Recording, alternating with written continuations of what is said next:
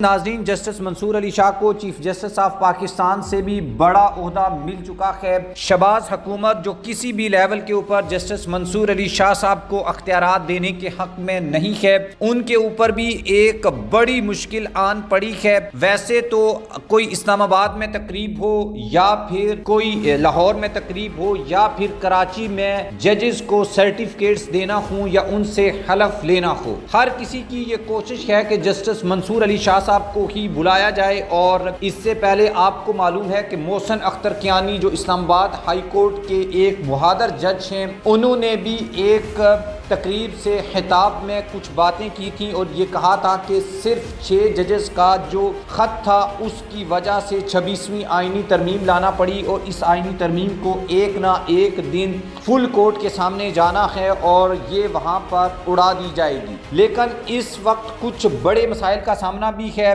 جن مسائل کا ذکر ہم اس ویڈیو میں کریں گے اور آپ کو بتائیں گے کہ جسٹس منصور علی شاہ صاحب جو ہیں ان کو چیف جسٹس آف پاکستان سے کون سا بڑا عہدہ مل سکتا ہے۔ آپ ہمارے چینل کو سبسکرائب کر لیں، بیل آئیکن کو بھی آپ نے لازمی پریس کرنا ہے اور کمنٹ باکس میں بھی آپ نے اپنی اوپینین لازمی لکھنی ہے۔ دوستو، اگر ہم اس وقت بات کریں 26ویں آئینی ترمیم نے پورے پاکستان کا جو جوڈیشری کا سسٹم ہے اس کو مفلوج کر کے رکھ دیا ہے اور اب اسلام آباد ہائی کورٹ میں بھی نئے ججز کو لا کر نئے چیف جسٹس کی تعیناتی کو لے کر بھی کچھ اہم ترین جو ایشوز ہیں وہ ریزڈ ہو رہے ہیں، کیونکہ وہ 6 ججز جنہوں نے مشکل وقت میں پاکستان تحریک انصاف کو میرٹ کے اوپر فیصلے دیے اور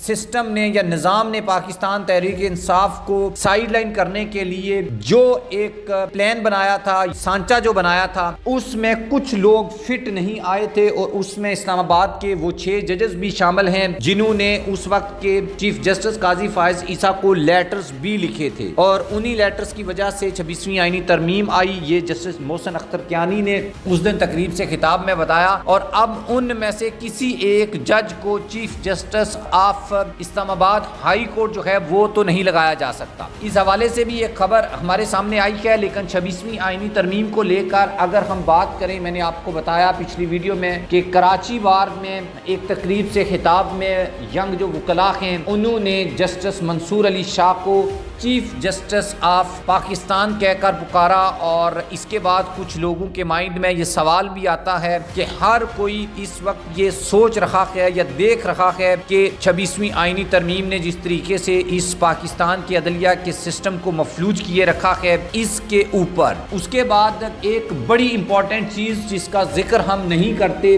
وہ صدر کراچی بار ایسوسی ایشن عامر نواز وڑائچ کا وہ خطاب ہے جو انہوں نے جسٹس منصور علی شاہ صاحب کے سامنے کیا۔ انہوں نے کہا کہ جسٹس منصور علی شاہ صاحب کو ہم خوش آمدید کہتے ہیں اور ڈسٹرکٹ اینڈ سیشن ججز کا بھی آمد پر مشکور ہوں۔ انہوں نے کہا کہ ہم سے یہ کہا گیا ہے کہ بات نہ کی جائے لیکن ہم بات کریں گے۔ 26ویں ترمیم ہوئی تو نہ لائرز کنونشن کروایا گیا، میڈیا کے دوستوں کو بھی پتا چلا جب پیکا ایکٹ آیا پورا جوڈیشل سسٹم اپنی مرضی کے ججز لا کر تباہ کر دیا گیا۔ اب سوچ رہے ہیں پیکا ایکٹ کس جج کے سامنے چیلنج کریں، جہاں جائیں گے وہاں اسے مسترد کر دیا جائے گا۔ انہوں نے کہا کہ ایک نیا بل آ رہا ہے، جو وکیل احتجاج کرے گا اس کا لائسنس بھی معطل کر دیا جائے گا۔ یونیورسٹی کے وائس چانسلرز بیوروکریٹس لا رہے ہیں، ان کا کہنا تھا کہ کراچی بار ہر کالے قانون کے خلاف ہمیشہ آواز بلند کرتی ہے اور کرتی رہے گی۔ اچھا، اس کے بعد دو جو ڈر ہیں وہ اس وقت حکومت کے سامنے ہیں، ایک یہ کہ کہیں جس طریقے سے جسٹس منصور جو ہیں وہ مختلف بارس میں جا رہے ہیں تو کہیں کوئی